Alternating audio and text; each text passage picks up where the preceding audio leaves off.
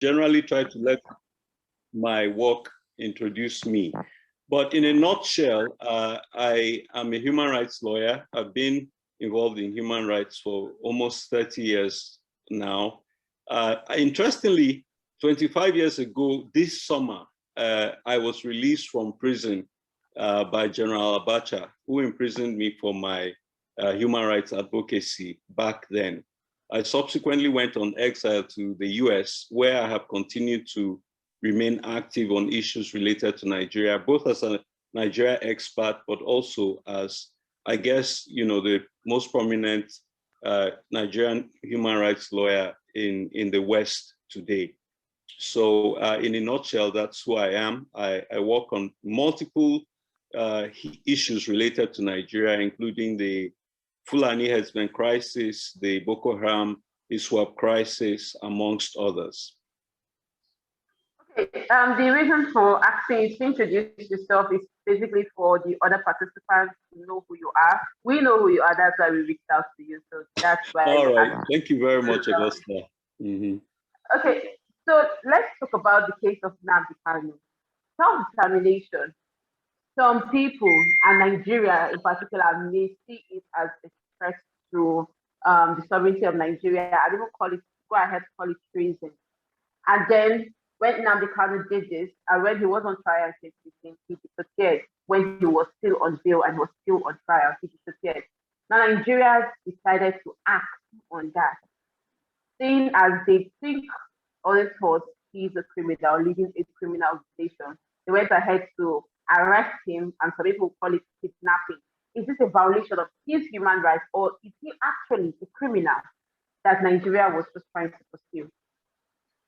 Well, that's a very good question. And let me start my remarks by making a point. There are two offenses in Nigeria.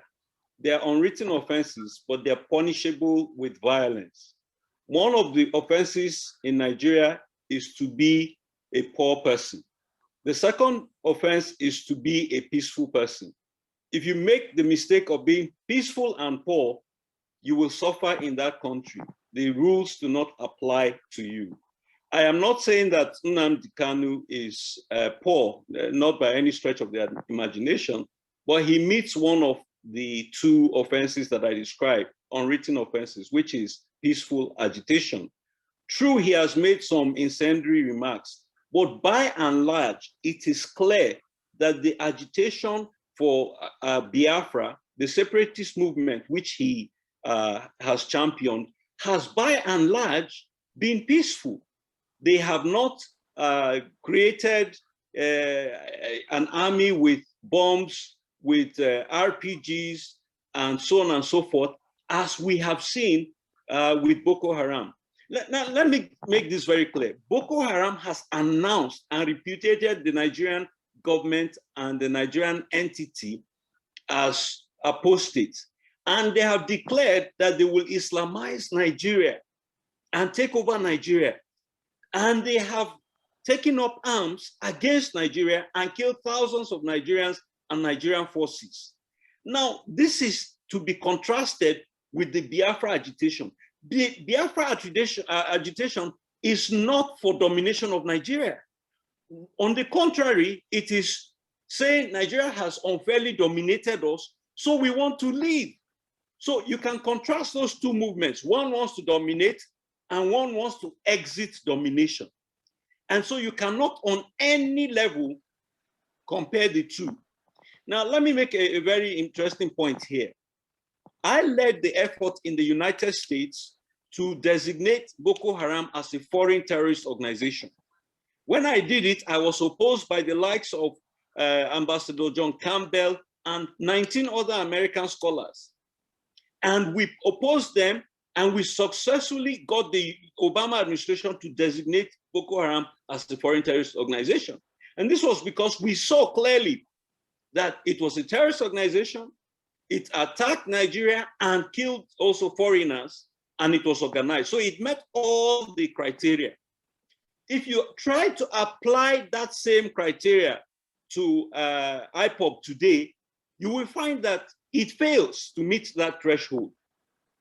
As I jokingly once said, IPOB is the only terrorist organization without any terrorist atrocities that you can point to. Now, so that is the broad framework. But let me come down specifically to the question of his abduction recently.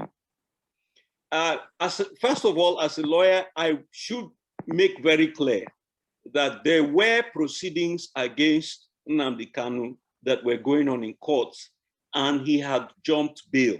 So the Nigerian government had a legitimate premise for seeking him to be in court. That said, let me make a very important factual clarification. Nnamdi Kanu was on bail. And while he was on bail, the Nigerian government sent forces to attack his home in Umuahia, and in the process, killed several of his supporters and destroyed their house. When this happened, I flew to Nigeria to conduct a fact-finding mission. I was in Owerri, I was in Okigwe, I was in Umuahia, I was in Aba, and I visited Nnamdi Kanu's family home and saw the utter devastation there. Any sane human being under whom such an onslaught of military firepower was unleashed would escape for their lives. So it is my contention that Nnamdi Kanu jumped bail because the Nigerian government forced his hand. Had they not attacked him with such ferocity that even a neighbor of his was killed by slave bullets, and I went into her home and I saw the home and I saw the perforations in the wall. You can imagine the velocity of arms against his house that even people in neighboring compounds were killed. So Nnamdi Kanu had a legitimate basis for jumping bail at that point in time. Okay, having clarified that, we now come to the issue of his abduction. Okay, let me make something very clear. Okay, under international law, there are norms and procedures for extracting or extraditing wanted persons from one country to another. Okay, there is no indication whatsoever that the Nigerian government followed any lawful means known to international law to return Nnamdi Kanu to Nigeria. All right, let me give you a few quick instances. In the first place, we all know that the Governor Ibori was wanted by the Europeans, by the British to be precise, and he was apprehended in the Middle East, and he was extradited to England to face proceedings. Similarly, even this very Nigerian administration, they wanted the former Attorney General of Nigeria, Adoke, and they procured him from abroad, and he was extradited to Nigeria. It is only in the case of Nnamdi Kanu that you cannot look at any discernible extradition process that was followed. And all of a sudden, overnight, you hear that the man was presented in court in Nigeria. How did that happen? To show you that this is not the way the international community behaves. This is not how the civilized world behaves. Let me give you two quick illustrations. The US government has been looking for Julian Assange, the founder of WikiLeaks, for, at this point, I think it is over 10 years. And they have, the man sought political asylum in an embassy in the UK, and he was there for years. The man is facing sexual crimes and so on and so forth. And do you know that as we speak, up till now, the process is still ongoing. But in the case of Nnamdi Kanu, mysteriously overnight, he was picked and brought to Nigeria. Let me bring you one last illustration about how the civilized world behaved. And I want to refer to the case which is in the public domain now of the police officer Abba Kyari. Remember that the United States of America has gone to a court and sought a warrant to have this man arrested. And they are following due process. But remember that it is the same United States whose citizen was abducted in Niger by Fulani headsmen and hidden in Nigeria. And the United States government sent troops to Nigeria, extracted their citizen, and eliminated 6 of the Fulani men who held him captive. Are you telling me that a United States that was able to do that could not have renditioned Abba Kyari from Nigeria? But the difference is clear. In one case, they were rescuing their citizen from the grip of kidnappers. And in this other case, they are looking for the citizen of a foreign country who they allege and have documented with others to perpetrate fraud. The United States did not abduct Abba Kyari. They are following the due process under the mutual legal treaty that they have, the mutual assistance legal treaty that they have with Nigeria. So I giving you all of these illustrations to let you know that what has happened in Nigeria in the case of Nnamdi Kanu is a barefaced violation of all known international norms, and is certainly an act of executive international criminality. Okay, remember that you can join the discussion simply by raising up your digital hand, and I will try to accommodate you.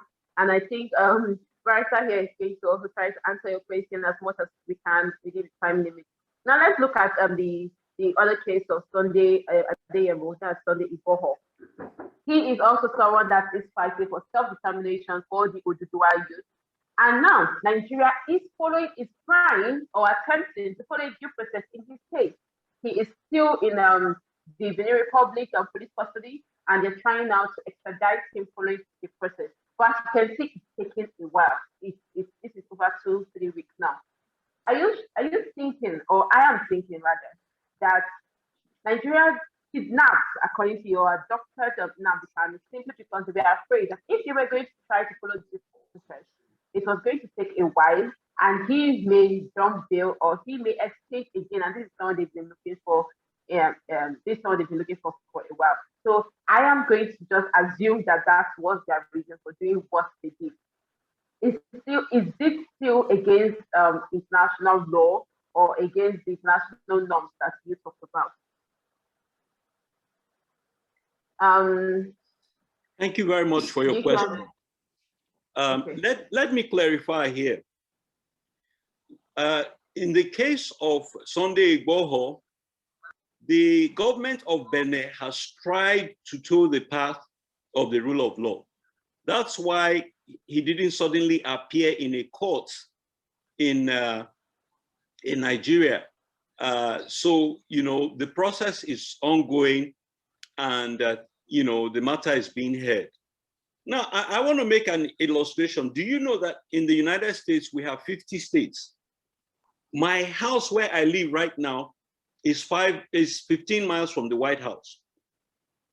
But that 15 miles, the law 15 miles away is different from the law here. So if I were there right now, 15 miles away, and I committed a crime, basically if I committed a crime here and I went 15 miles away towards the White House, this state will have to go to courts there to extradite me back to my home state for prosecution. So we're talking about the respect for laws between federal states in a country. Now, the Buhari administration is violating laws across international borders. And that is why this is such a travesty. I am very happy that the case of Sunday Igboho is being attended to with due process, and we hope that it will be resolved fairly. There is no legitimate reason for the Nigerian government to take up arms against this man, destroy his house, kill his guards and relatives, even arrest his cat, and then turn around and claim that he was launching insurgency against the Nigerian government. When? How? You see, it's very unfortunate that this government is intellectually deficient. They are morally bankrupt, and they're definitely intellectually impoverished. Otherwise, How can you go to a man's house, attack it, destroy everything, then come out and say the man attacked Nigeria or was planning to attack Nigeria? With what? With sugarcane or what? You see, it takes a very high level of dumbness and a very low level of IQ to be able to understand and rationalize and justify the actions of the Buhari regime. But I want to make a couple of points very clear here. You have mentioned two well-known personalities, Nnamdi Kanu from Southeast Nigeria and Sunday Igboho from Southwest Nigeria. I want to challenge you, Augusta. Can you name for me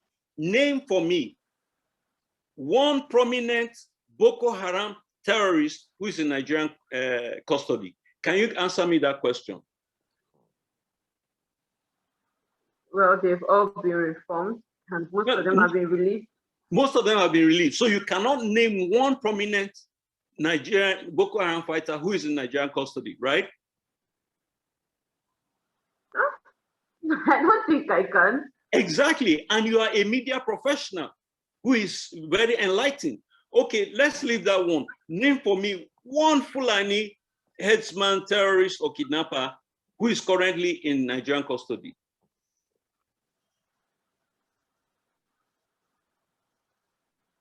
I'm waiting. Your time starts now. Okay, I know what you're saying and I get your point. I am not arguing that. Okay. I am just, that's why we are discussing this, because yes. we are not arguing that. All right, I'm going somewhere. I'm going somewhere with this, okay? So we've now shown you that an Igbo Southwestern leader was abducted abroad. A Yoruba Southeastern leader was attempted to be abducted abroad. No northern Boko Haram leader is in detention. No northern Fulani leader is in detention. Let me take it a step further. A few weeks ago, Bishop Kuka came to the United States and spoke in the US Congress. And what happened to him?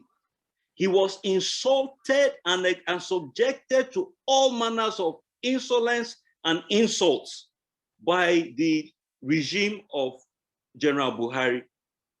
And the only reason that the honored Reverend gentleman was not carried in chains upon returning home to Nigeria is because of the global stature that he has. Okay? What does that tell you?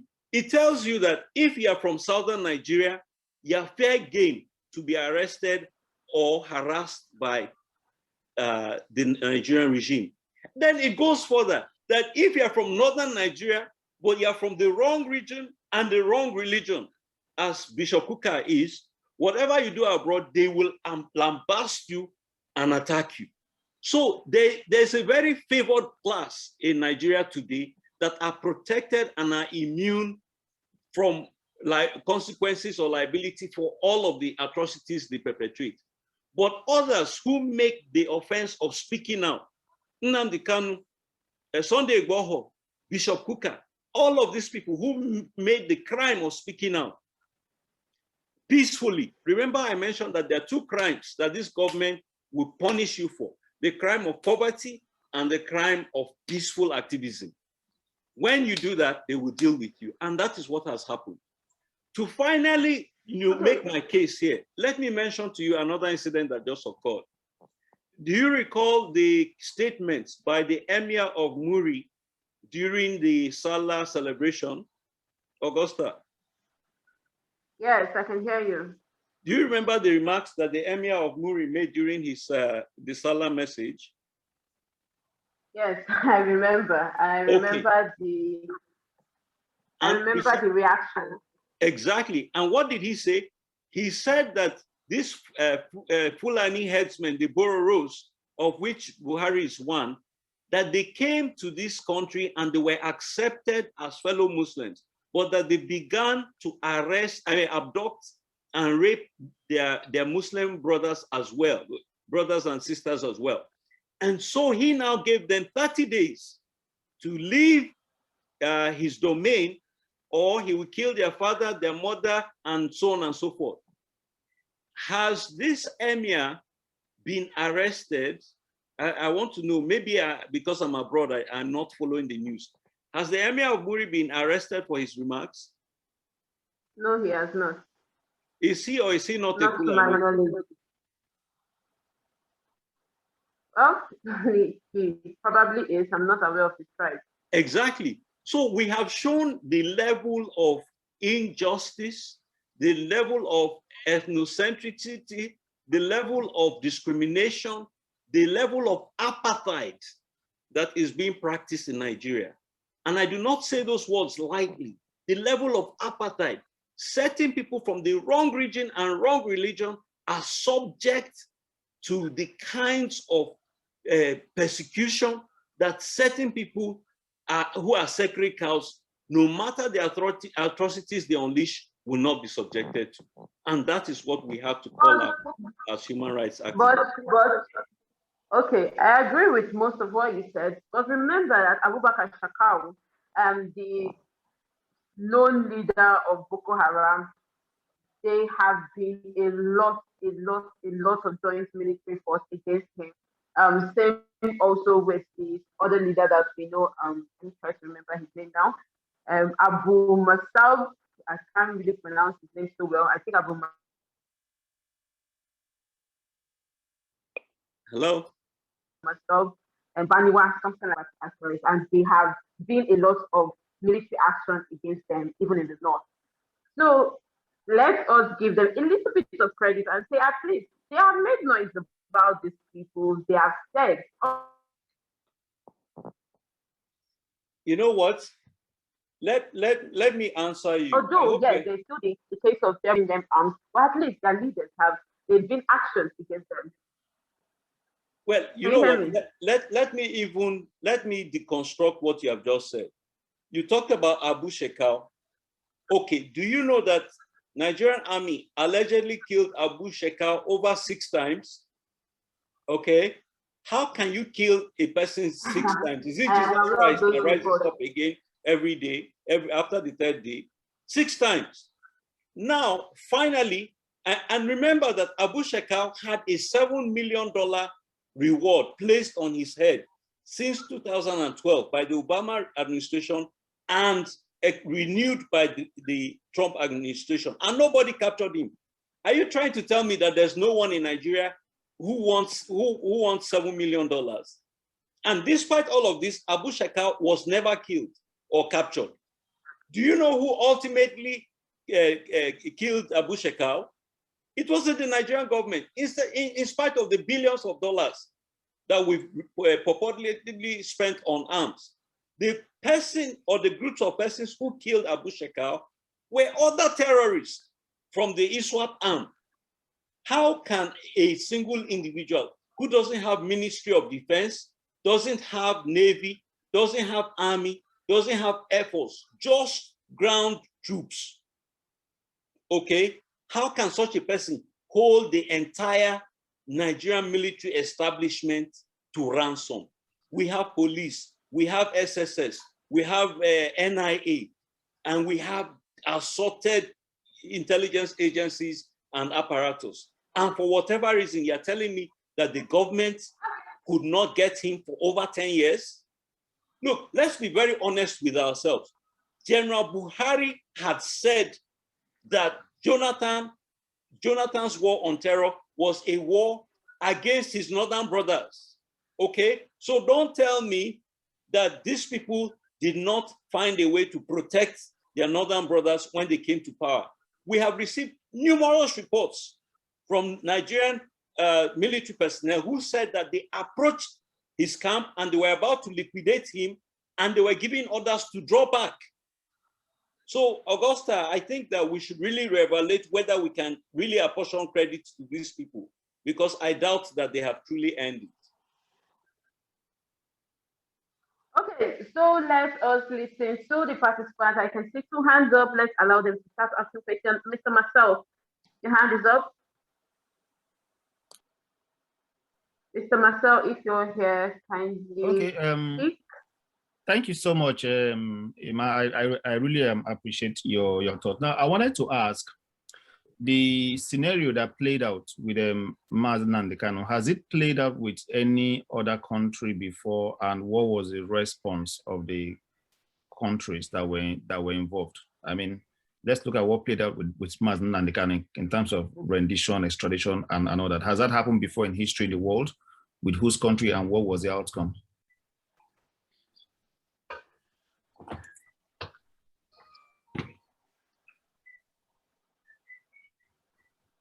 Barrister Emma, kindly respond.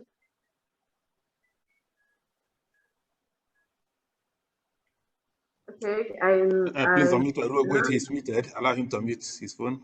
Okay, so if I hear you right, you're asking if this has happened before, where somebody has been internationally renditioned like this.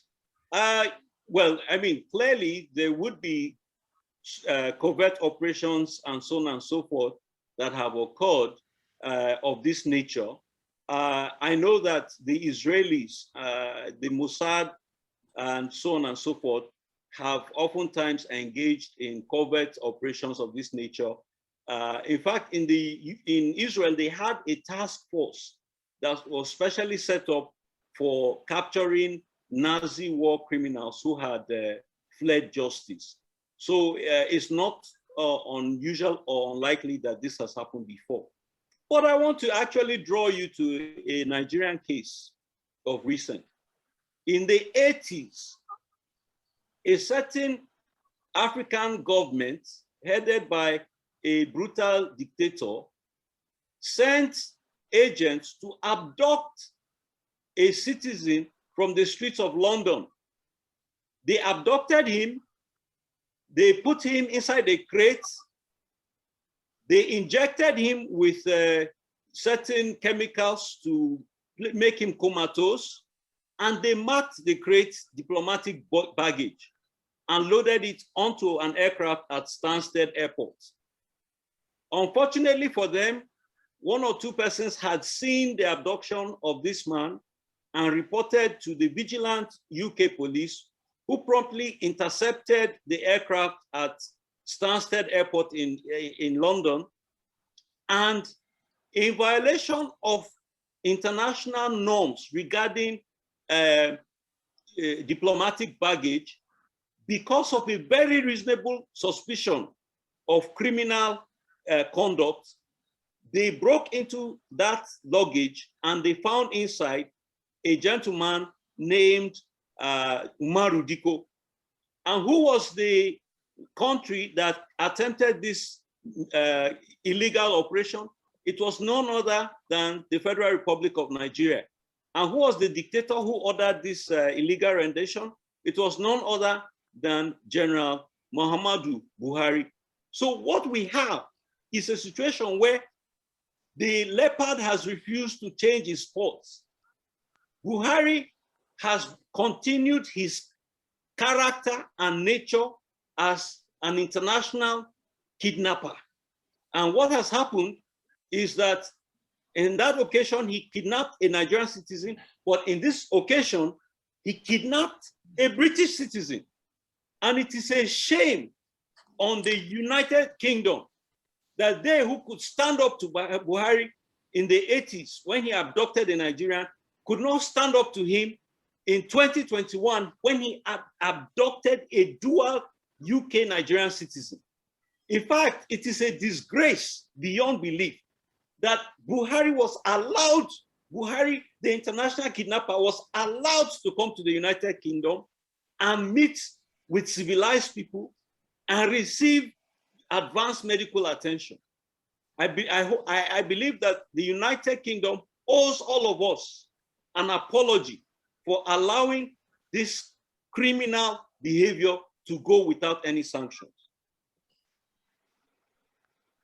Okay, let us hear from Dr. Tony. Dr. Tony, your hand is up. Yes. Well, thank you very much, the speaker. I think we've talked a lot on this issue now, but we have to look at the moral aspect. I am not a friend of this Buhari government, and I'm under siege. But when speaking about certain issues, I try to strike a balance between policy and guiding morality. Talking about IPOB, I've always seen IPOB. You see, I have my reservations. I've always seen IPOB. They have their relevance, and they also have their irrelevance. Yes, irrelevances within the context of Southeast, political situation. I've said it earlier that Nnamdi Kanu, with his stature, if he actually understands what revolution is all about, with his own stature and the level of his activity, in fact, the ensuing devastation associated with it, you shouldn't have left. It was. Do I say? I don't know how to state it, but it was suicidal for him to have left London to Kenya without anybody knowing.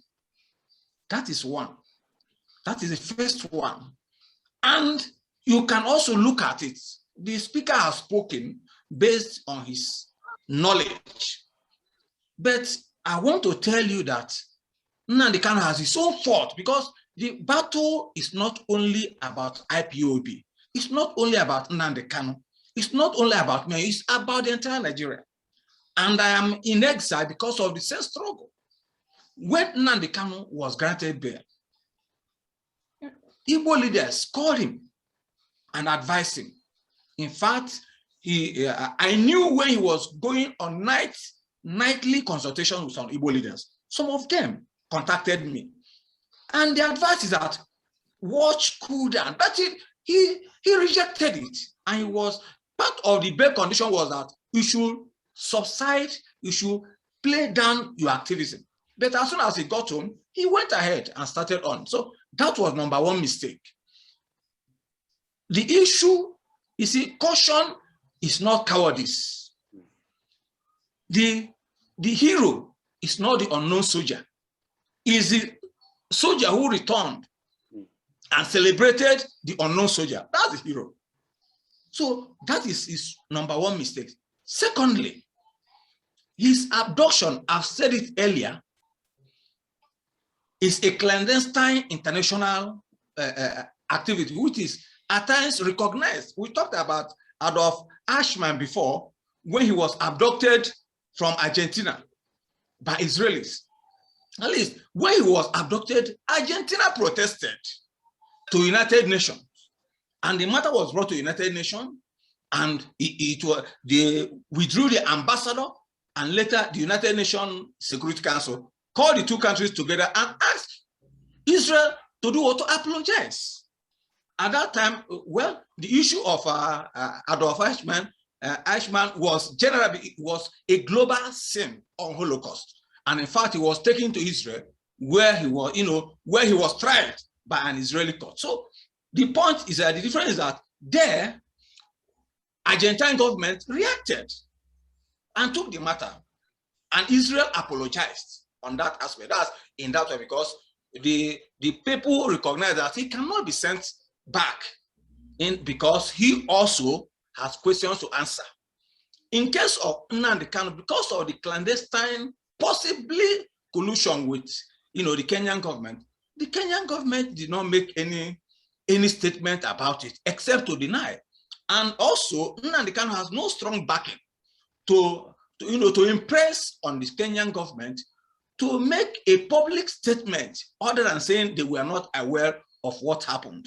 So we should understand it in that aspect. Again, talking about Britain, there was nothing Britain could do. Here, even as a refugee or whatever, which I am, if I commit any crime here, I'm liable to the laws of the land I am staying. Not even the country of my issuance, the country of my refuge or my original country will be liable. Because anywhere you are supposed to be responsible to the government under which. So if you commit a crime in another government, in another country, and expect your own government to come to your defense, it's impossible. So Britain has nothing to do than to come to, okay, you are our citizen, we will help you to fight for that to fight for your own crime, but not that will be, will be liable to whatever crime he committed. That is Nnamdi Kanu. So legally, Nnamdi Kanu, the British cannot stop Nnamdi Kanu from facing whatever crimes he's accused of having committed. Then again, the difference between Nnamdi Kanu and the Igboho is that Nnamdi Kanu did not come to Kenya and say, look, I'm seeking asylum. If I said he was seeking asylum, it should have been a different case altogether. You can see what is playing around in the case of Igboho, from being arrested in the airport, following the botch and the abortive attempt to extradite him to Nigeria. His lawyers now went ahead to file a formal application for asylum. And by filing formal application for asylum, it becomes, it clearly invalidates any other application Nigeria has made for his extradition. Because what is now before the government of Benin is his asylum application. And when he was granted, and once he's granted that asylum application, which really cannot be denied him in international, under international refugee law or convention of refugee law of convention of 1951, it cannot be denied that asylum. And once he's granted that asylum, every case against him, every act, every move of extradition by the federal government of Nigeria will be invalidated. So that is the present situation now. Thank you very much, Dr. Tony. Thank you so much, Dr. Tony. Yes, we should look at it first from the moral point of view, and then from the legal point of view. Thank you very much. And the fact that you brought out some of what we have discussed previously, the Iceman case, especially shows that we are irregular, and we thank you for that. Let us allow Emmanuel to react to what you have said. Barrister Emmanuel. Yes, so that was a very interesting submission. But I want to point out something. You see, we're not dealing with a civilized administration.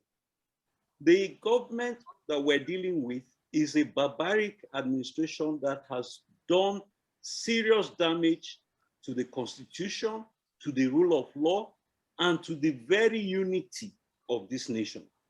Whether it is calling one set of people dots, people in a circle, or the 5% or whatever. Now, let me make it very, very clear that the Nigerian government has no respect for international law related to asylum and the protection of people seeking asylum. Why do I say so? Thousands of the Amazonian refugees from Cameroon have come into our shores. They are in camps in Benue, they're in camps in Cross River, they're in camps in Taraba. I have visited them in camps, and they brought petitions to me stating that about 50 of their leaders, between 30 and 50 of their leaders who were here in Nigeria were packaged by the Nigerian government and returned to Cameroon, where they have not been heard from or seen for over 2 years. These were people who were seeking asylum in Nigeria and should have had every protection under the relevant UN conventions on this issue. Now, to make matters worse, the Cameroonian community sued the Nigerian government over the return of their leaders to Cameroon, and the court has ruled in favor of the victims and awarded damages against the Nigerian government in a case brilliantly handled by my learned senior, Femi Falana-San. And do you know, as we speak, the federal government of Nigeria has not paid the damages and has not done anything to ensure that those individuals are brought back to Nigeria where their asylum claims are still pending. This is the kind of illegality and international rascality that this administration is undertaking. And so if you think that Benin Republic because they have tried to do the right thing, are safe from the Nigerian government, you must think again. The Nigerian government can even, impose sanctions on them, harass them, intimidate them, because they have no sense of respect for foreign laws and so on and so forth. Having said that, let me point out something to you.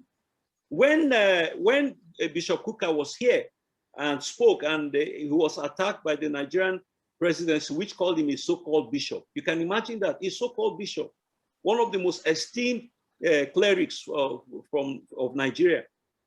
I wrote to Bishop Kukah and I told him, sir, if anybody threatens you, let me know, because it is a crime against US law for you to intimidate anybody who serves as a witness in the US Congress or in a court case like he did.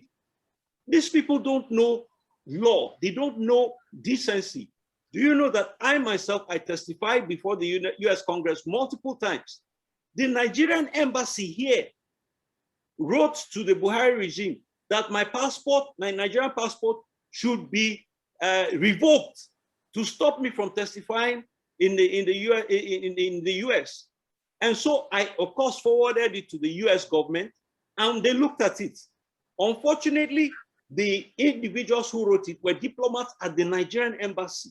And because this is a country that respects the rule of law and international norms, they didn't arrest them to charge them with retaliation against a witness to Congress because of their diplomatic immunity. So I asked them to ask Nigerian government to waive their diplomatic immunity so that we can prosecute them. But we know that the Nigerian government will not waive their diplomatic immunity because it was a conspiracy. They acted on it together. But as I'm talking to you now, it is on file that the Nigerian government retaliated against me, Emmanuel Ogebe, a human rights lawyer, for testifying in the US Congress. So this is just to let you know that we're dealing with a government that has no respect for the rule of law at home or abroad. Okay, before I let the next hand I see, let me just ask you, because I've been seeing the hat, I can see Free Life, I'm guessing it's Free Life, that's the Bring Back Our Girls campaign. Let us know a little bit about your activism with that group. You want to know a bit your of my activities with regard to your involvement with the Bring Back Our Girls campaign, because I can see your cap, and it's something that has to do also with the insecurity and the Boko Haram threat that we are just discussing about. So let's just know a little bit about your involvement with that campaign. Okay, so as I mentioned earlier, yes, I have been working on human rights relative to Nigeria for about 30 years. And virtually every signature human rights issue that has arisen, I have been involved in one shape or the other.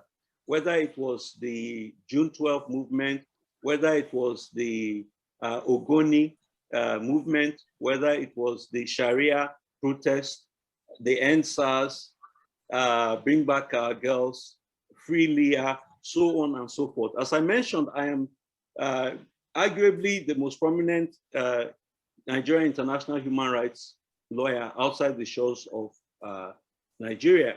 I have testified in the US Congress, the Canadian House of Commons, made submissions to the UK Parliament and to the International Criminal Court on a broad-ranging variety of issues relative to Nigeria.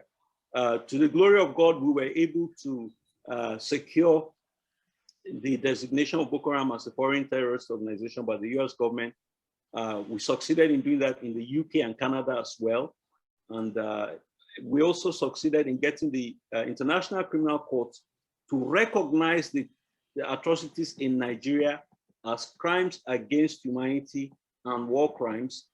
And those are now the subject of a pre-trial proceedings, as announced by the prosecutor of the court in December.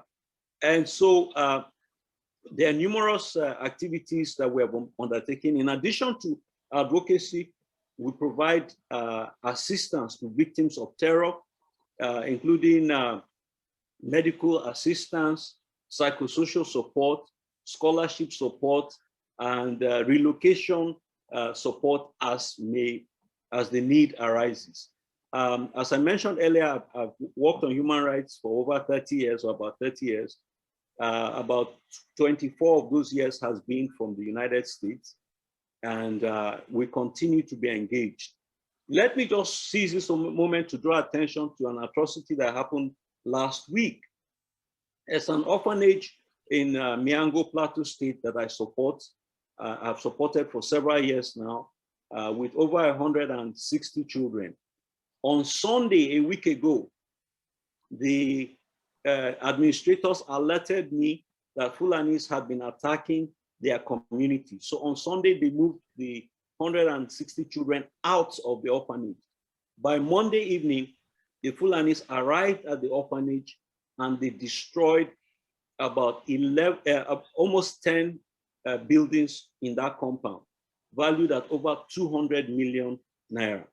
The sad thing is that this atrocity that happened last week occurred barely 7 miles from the Rukuba barracks, which is the largest military cantonment in central Nigeria.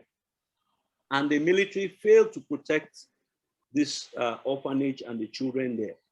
As we speak, 160 of these children are now internally displaced in Jos, scattered all over the place. Some of them are in the middle of writing their NECO. Some of them have, medical conditions and so on and so forth, schooling disrupted. And since last week, I've been in daily meetings trying to see how we can assist these children.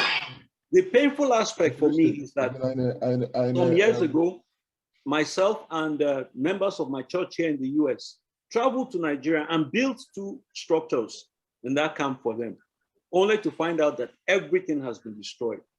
And when we investigated to find out why the military didn't assist, we're told that the military said they were not giving orders to intervene.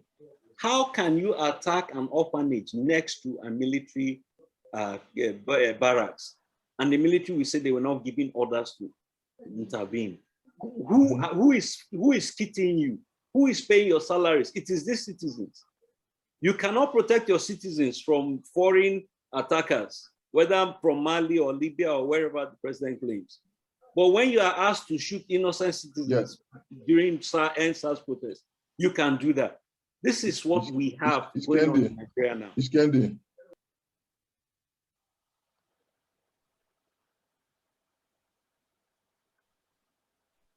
Hello?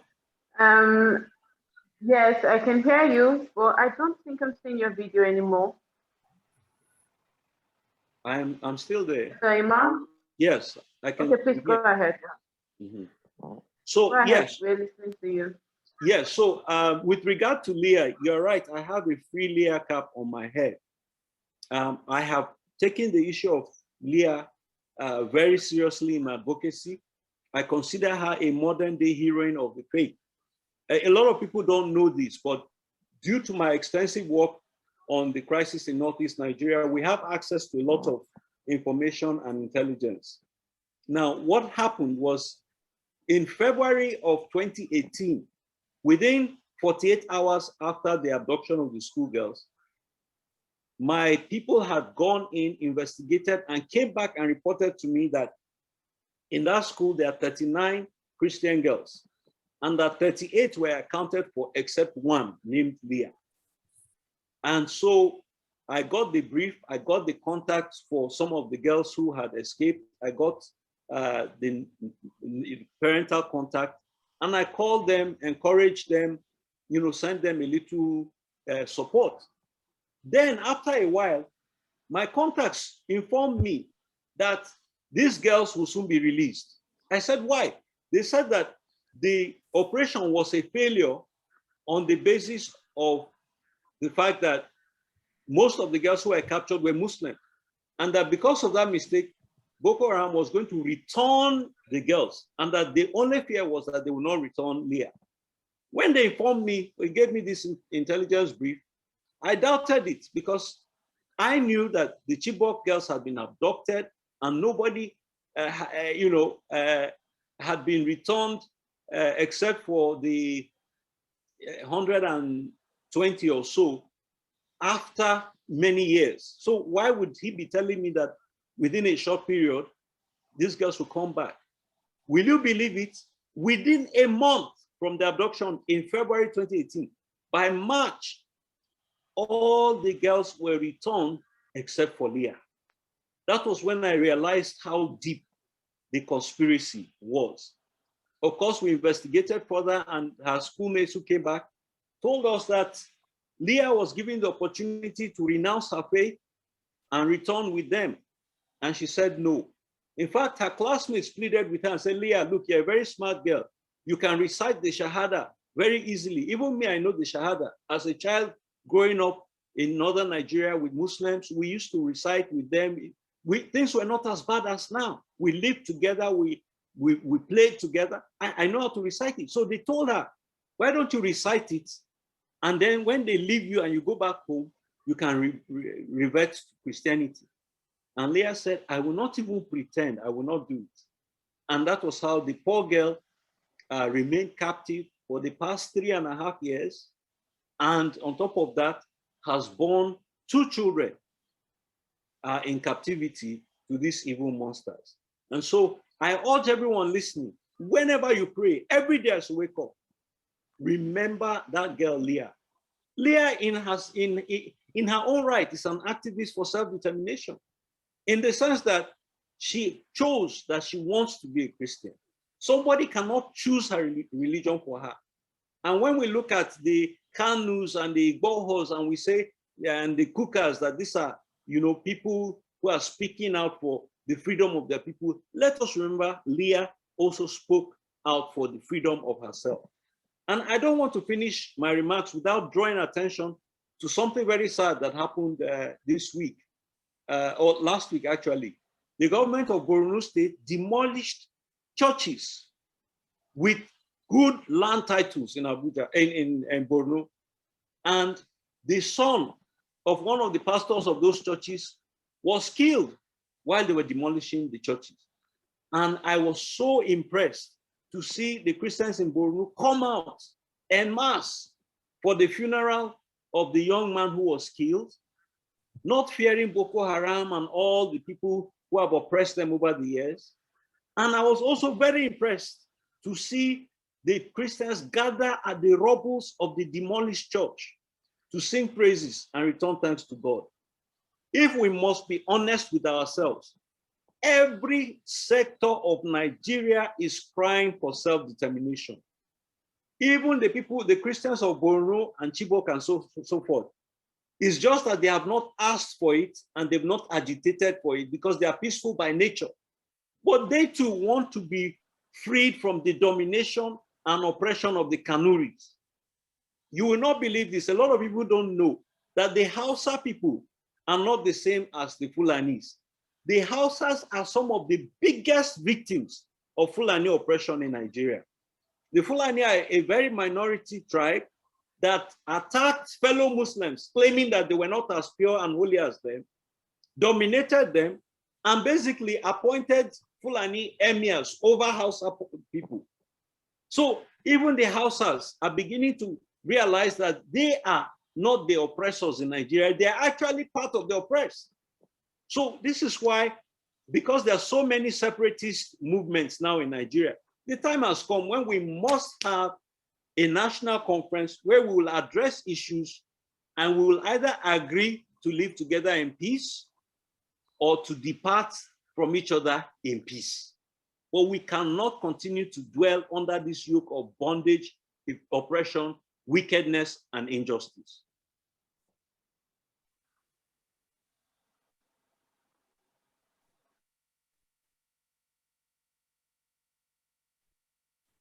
Go ahead, go ahead. I was not here. Call Emmanuel, please. Hello, sir. Can you hear me? Yes. I said stop hearing you at some point. I will stop hearing you at some point. Do we have another question? No, call Emmanuel for his question. He has finished his presentation at this point. Okay. That's why I started to get questions. Emmanuel. Okay. Barrister Ogebe, thank you very much for the work you have done over the years. I thank God for your courage and you've been resilient over the years and consistent. With respect to the topic, clearly what is happening is that the Buhari regime is trying to intimidate those they feel are raising voices against the killings going on and the injustice going on. And my question to you is, what do you think that Nigerians, both those within Nigeria and those outside Nigeria, can do to stop this cloud of fear and intimidation projected against those who are standing up to speak the truth and stop the killings against people? Whether you have any issues about their methods or not, we see blatantly that people who are killing people with impunity are being protected by this government, while those who try to rise up to protect and defend themselves are the ones that are targeted. And there is an atmosphere of fear trying to intimidate people and cow everybody. So my question to you is this: what do you think Nigerians, both in diaspora and within Nigeria, can do to bring an end to this atmosphere of impunity and dictatorship that is threatening to envelop Nigeria? Yes, thank you very much, Professor, for your very candid question and for your own consistency in the struggle for peace and security of Africa.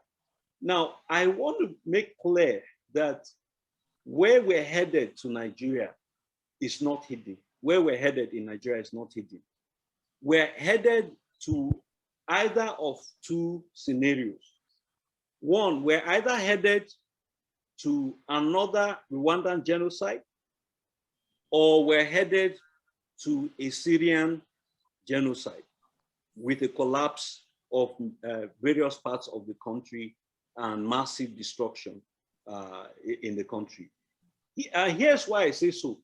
General Buhari has not shied away from creating the pressures and the injustices that led to the meltdown in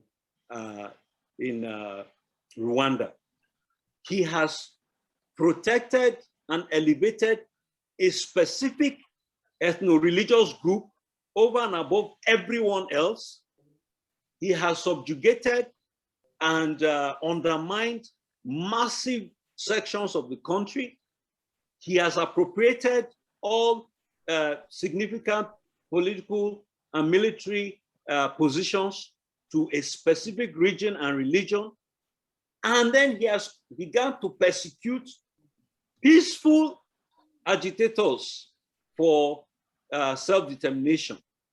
And in that kind of situation, I'd say that the worst enemy of the Fulani people is General Buhari, because he's setting them up to be victims of what could be a very violent implosion in Nigeria.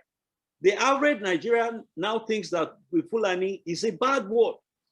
And the sad thing is, if implosion occurs in Nigeria, Buhari will enter one of his numerous presidential jets and either move to London or Niger, which he's developing probably for this very scenario, and leave the average Fulani man, who may never have consented to Buhari's actions, to bear the brunt.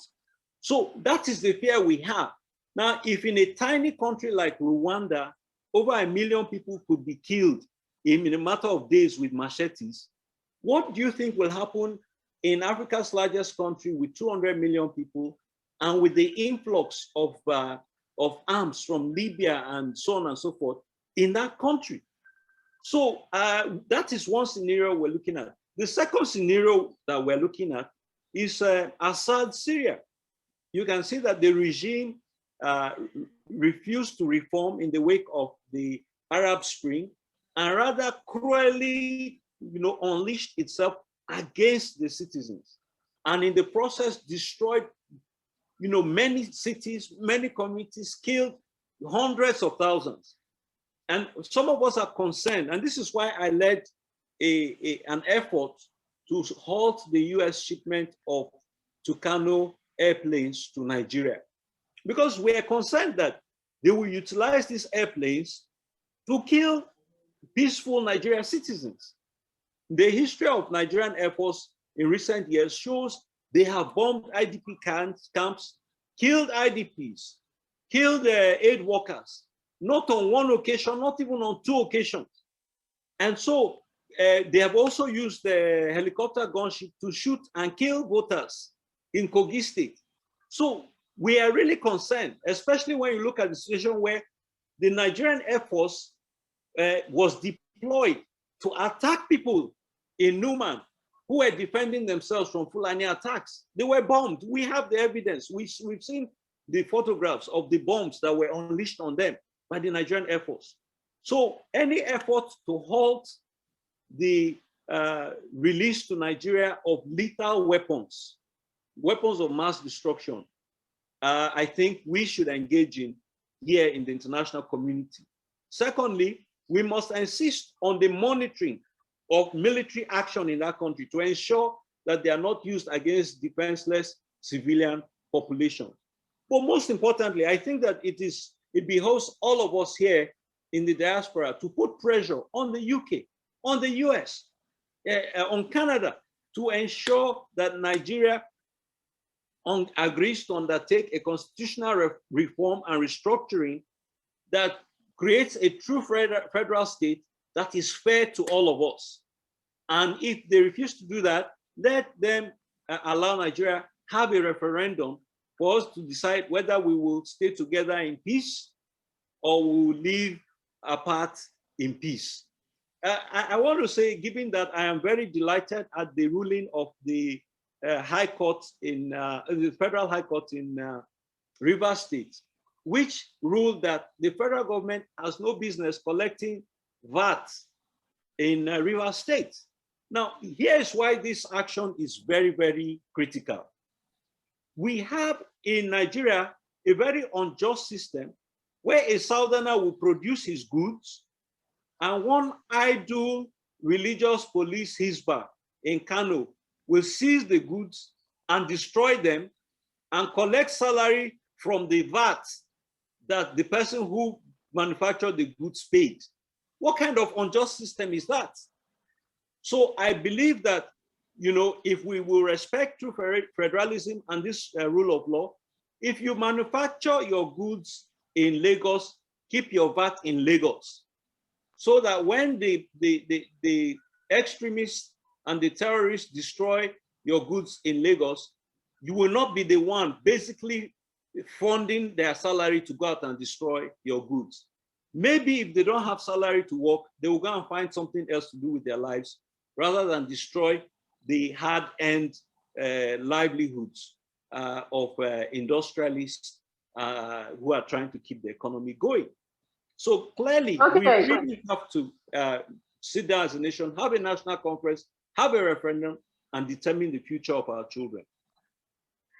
Okay, we're going to leave the economics talk and the back talk for another day. But for now, let's just call Ike. Ike, your hand was up, and I'm trying to get to your mute. Ike Igwe. Thank you. Sorry, my hand was up and I had a call. I quickly had to run to the telephone. Sorry. I had a question to Dr. Tony Mwa Eze Igwe. While he was speaking, he said he's playing a fair game, try to defend the Nigerian government and try to say some and asking questions that Nnamdi Kanu and this did something.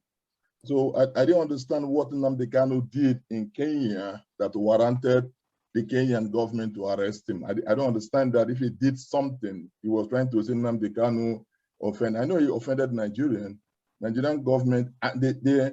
They claim he offended them, but he didn't offend Kenyan government for them to warrant his arrest. That's number one. That is number two. So, and no matter how we see the game playing, just like Emmanuel Ogebe is saying, the government we are talking about does not understand due justice. So if we are talking about somebody offending somebody, the Nigerian government has offended all of us already. They've offended all the citizens. So in talking about one citizen offending the Nigerian government, and for that singular reason, they should arrest him, or he should face them. Britain should not defend him, he should go and face his case. So that means then, if Britain has no play in defending citizens, why does Britain has a play in treating our president whenever he's sick? It should be treated in Nigeria, because if Britain cannot defend any other citizen because he's a Nigerian, why does Britain treat Buhari whenever he's sick in Britain? He can equally treat him in Nigeria because he's a Nigerian citizen. So sometimes. Okay, thank you very much, Igboho. Let us allow Barrister Emmanuel to comment. Yes, thank you very much for that. I didn't go into that question very much, but I appreciate the challenges of dual citizenship, because what happens is that, they are competing territorial jurisdictions over you and so on and so forth. But I want to make clear here that there's nothing that an individual does that justifies the abandonment of the rule of law. That's why the rule of law exists.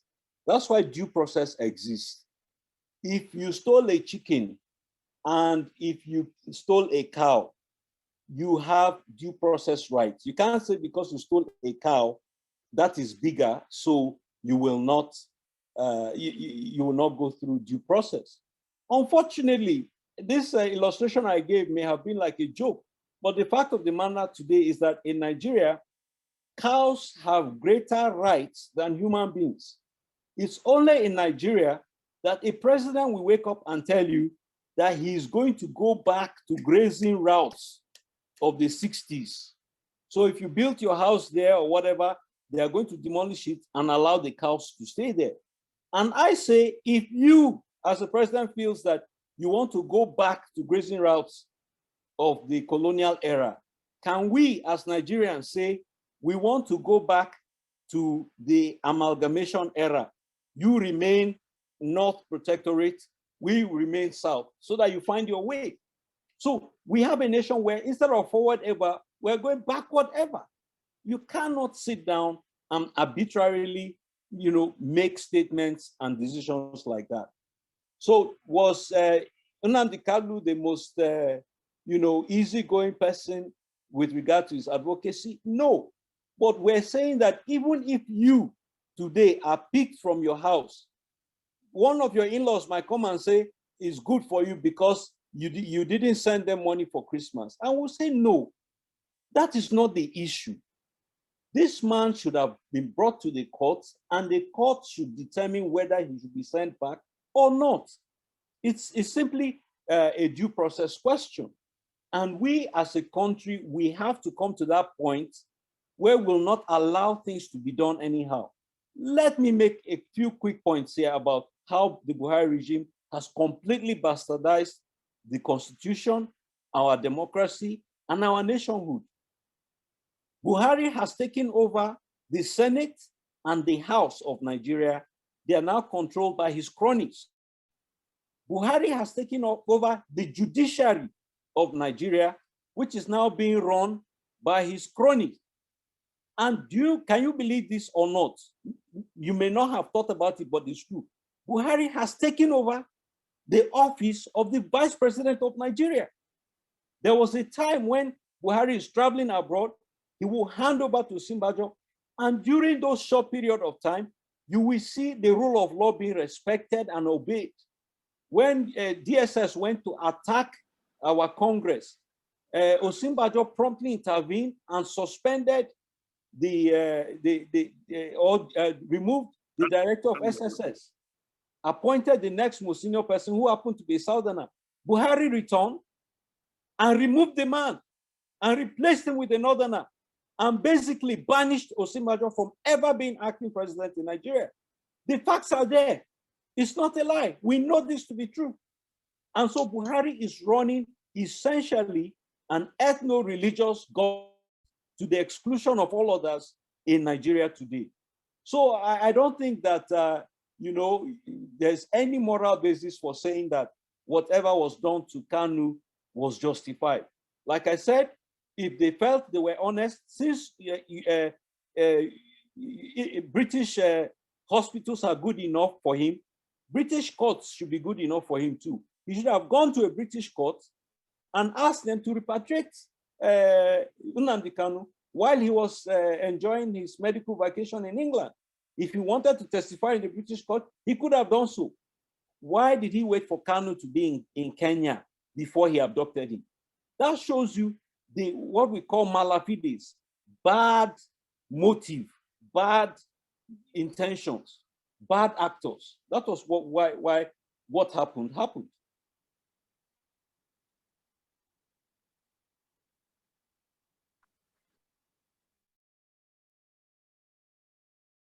Thank you very much. Thanks very much, Sir Emmanuel. Let us hear from Peter. Okay, Peter. Okay, your hand is up. Peter. Okay, if you are not ready, I'll move on. Yes. Can you hear me? Yes, we can hear you. Please start your video. So Barrister, thank you so much for you know, all that you have said. Just a very quick point around torture. One of the things I've heard is, I don't know whether it was in Kenya or when it was in Nigeria, but at some point there was a question about torture. So how do we handle that? Can that be looked into? Because that's also an angle to the, you know, the illegal arrest or the rendition or whatever you call it. Yes, thank you. You're right. I mean, torture on any account is wrong under international law and under Nigerian law as well. There have been allegations made by Kanu that he was tortured, and allegations or reports that the Nigerian government deceived the Kenyan government into believing that he was a terrorist affiliated with El-Shabaab and so on and so forth. Whatever the case, those are definitely grounds for, and this is why we feel that the British failed themselves and their stand for human rights by welcoming Buhari into England when there are unresolved questions about his abduction of a British citizen and the torture of a British citizen. Now, as I said, 25 years ago, around this time, 25 years ago, I was in detention in Nigeria. General Abacha ordered my detention. I was tortured. I still have the scars on my back till this day. Well, you see, nobody is more than God. Where is the Abacha who tortured me? Where is he now? And look at me, where am I now? You see, so God intervened in that situation. There were people who asked me to go and file a complaint before the Okuta panel, but I was here already on exile and I did not bother doing it. But it's true, we have to hold accountable these people who see us as not as human beings, but as slaves to be tortured, to be abused, and so on and so forth. And I have said privately to you know, my friends from the Southeast, I said, if you are doing any business in Kenya, if you are flying on Kenya Airways, reevaluate it, because you have now seen that Kenya is willing to take you without due process and hand you to a government who will harm you. So you use the power of your wealth. If all the Southeasterners say we're not going to fly Kenya Airways again, Kenya Airways 3 daily flights into Lagos will drop. You understand what I'm saying? So we need to find ways to register our displeasure over what happened. And I have said this, that the British government should ask Kenya, how did our citizens end up visiting your country and end up in chains in Nigeria? These are all unacceptable scenarios and we require answers.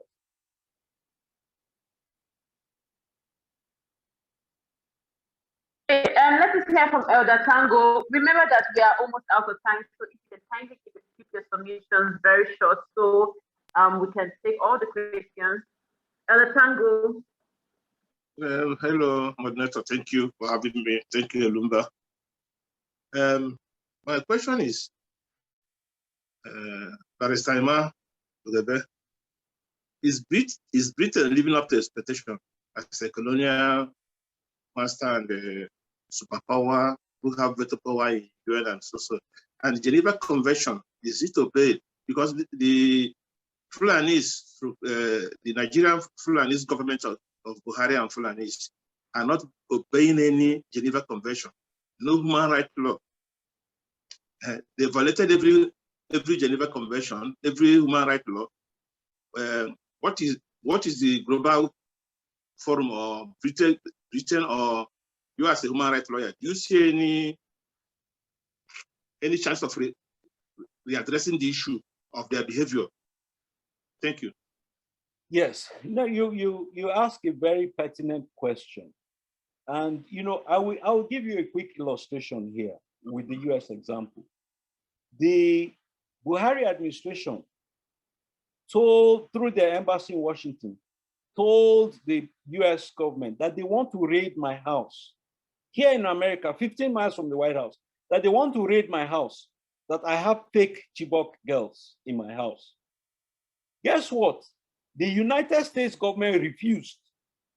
From 2015 till date, my house has never been raided. Why? Because the United States government are not fools. How can you, as a government, come and tell another government that they should raid the house of your citizen in their country?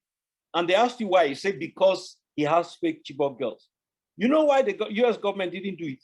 Because the US government was in touch with me and knew that the girls were not fake. Before I brought them to America, their identities and everything, we went through a system. They're in the database.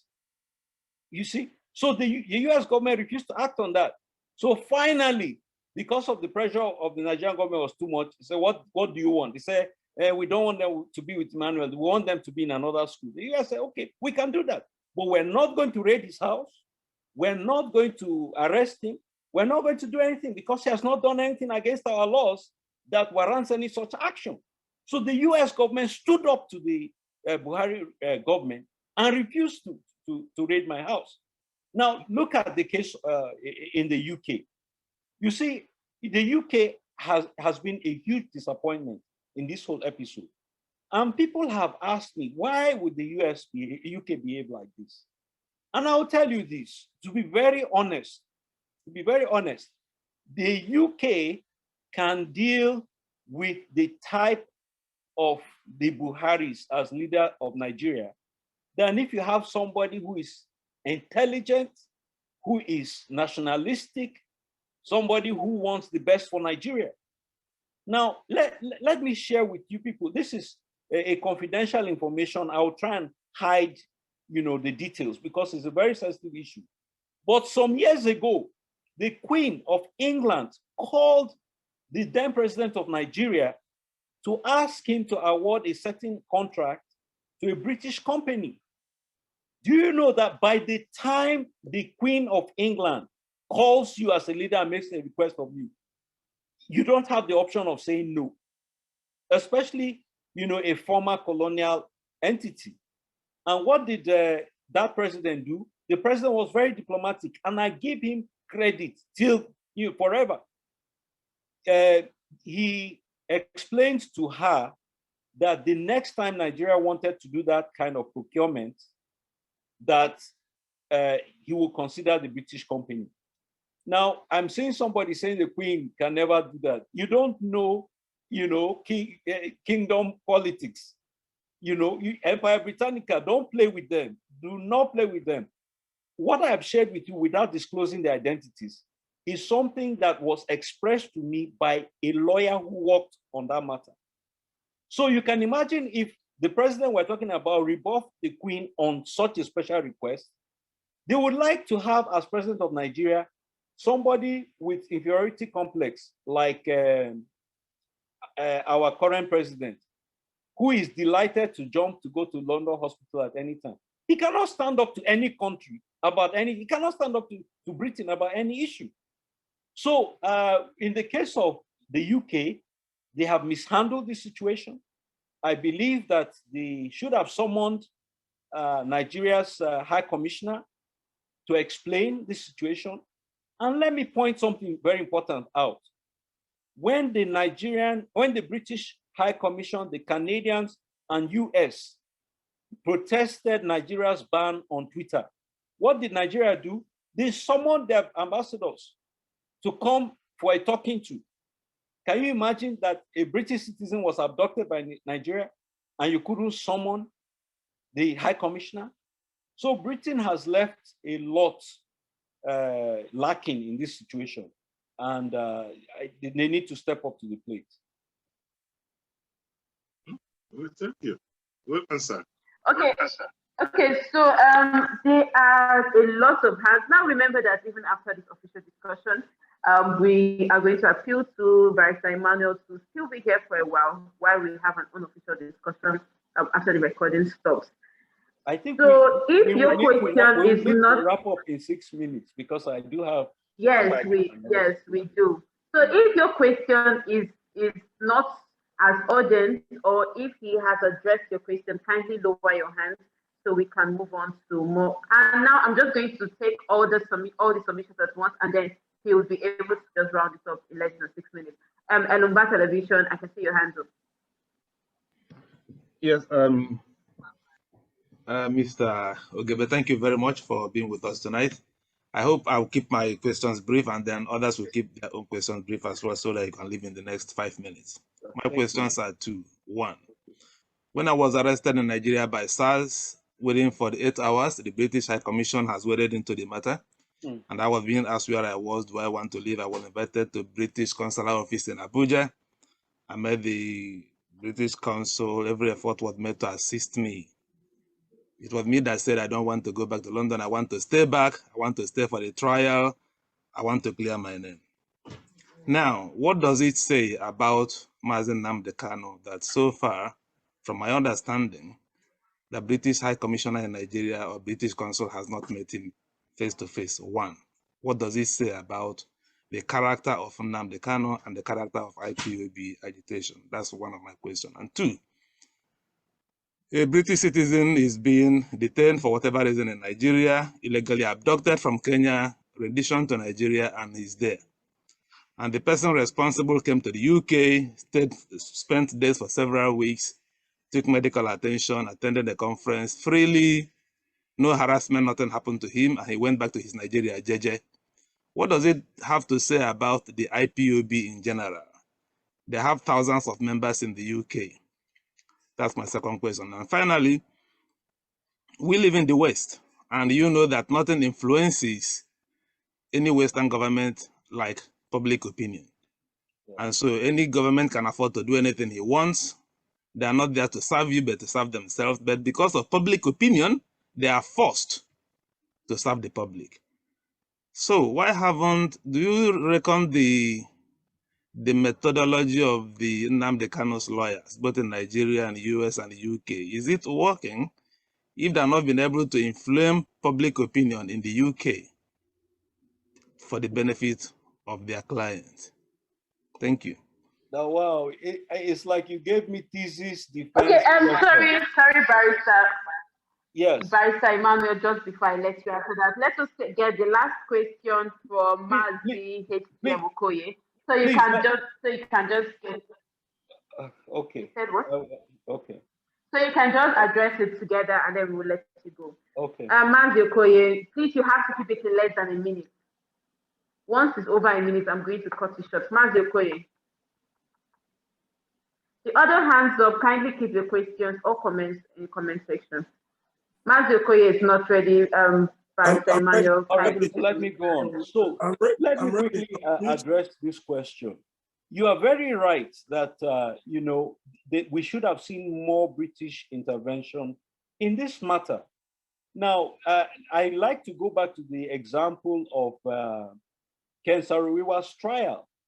Do you know that a QC, I had the privilege of meeting him, QC Ben Bound, flew from UK to attend Ken Saro-Wiwa's trial as a monitor. And he saw the grave injustice that occurred. And his testimony was very helpful when the international community imposed sanctions on Nigeria and turned Nigeria into a pariah nation and Abacha into a pariah leader. So we need to see more of the British action. Now, what I want to urge you all who are in the UK is to file petitions, to raise petitions to the House of Commons, to the Foreign Minister, and so on and so forth. Like you said, there are thousands of IPOB sympathizers in the UK, and the UK has refused to recognize IPOB as a terrorist organization, as Nigeria has. So if you can gain traction, you will be able to get a hearing in the House of Commons, and potentially action will be taken against the Buhari regime. But let me tell you something that many people do not realize. Apart from the fact that Britain finds it easier to deal with African leaders who have low self-esteem and inferiority complex, people like Buhari, rather than educated and independent-minded people like some of our southern leaders have tended to be, there is also historically a racial predilection for the Fulanis because they were considered lighter skinned and they were considered, you know, more malleable and partners to the British than the Southerners of Nigeria and the other tribes of Nigeria. So when you are aware of that historical context, you will understand why they extend certain courtesies to the Fulanis over and above the way they relate with the rest of Nigeria. There's no time to go into all of that now, but I wanted to make sure I pointed that out, that there's a reason why the UK has acted the way they have historically and even now. Any president who has no shame and will abandon his country and go and sit in a foreign country for weeks and sometimes even months seeking medical help, I mean, that leader is vulnerable to the country that he's going to. It is Buhari who has turned Nigeria almost into a Francophone country, where a Francophone president will live abroad in a hotel for years and only come back home for election. Buhari was the first Nigerian leader to stay for an extended period of time and be ruling the country from abroad while he was conscious. In the case of Yaradua, Yaradua was not conscious. People did things in his name, but Buhari was conscious. He's taking photographs. He's snapping with banana and orange juice and sending back to us to tell us he's in charge. So I think that, you know, the British have to call him to order. It's not too late. Raise up your diaspora voices and let us hold him accountable. You're right, public pressure does make a difference in societies such as yours. And that's all we can take today. Mazokoye, I'm very sorry, but we don't have time. We have to let Barrister Emmanuel go. Thank you very much. I'm sorry for that. Maybe we'll be able to get him back and then you can ask the questions, or you can keep it in the comment section and he'll be able to attend to it when he has time.